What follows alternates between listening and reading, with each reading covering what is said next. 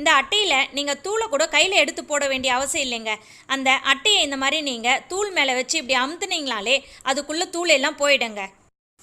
அட்டைக்குள்ளே இருக்கிற தூள் நல்லா கேப் இல்லாத மாதிரி பார்த்துக்கோங்க. இப்போது திருப்புளியால் இந்த மாதிரி லைட்டாக இப்படி அழுத்தி வெளியே விட்டிங்கன்னா அது தானாக வெளியே வந்துடுங்க.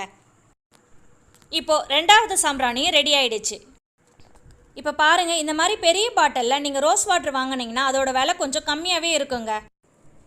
இப்போது நான் இதுலேயே கப் சாம்பிராணி செய்யலான்னு ஒரு ஐடியாவில் இந்த மாதிரி கப் மாதிரி இருக்கிற ஒரு மூடியை எடுத்து அதில் கொஞ்சம் நெய்யை தடவிட்டு இந்த மிக்ஸ் பண்ண தூளை அதுக்குள்ளே போட்டு நல்லா அழுத்தி ப்ரெஷ் பண்ணி விட்டுட்டு அதை கீழே தட்டி பார்த்தேங்க.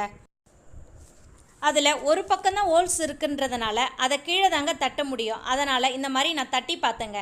ஆனால் அது வரவே இல்லை. ஆனால் அது வந்திருந்ததுன்னா அது கப் சாம்பிராணி மாடலில் கொஞ்சம் அழகாக இருந்திருக்குங்க. அதை லைட்டாக தட்டி பார்த்தா வரலையேன்ட்டு நான் இந்த மாதிரி திருப்புளிலாம் வச்சு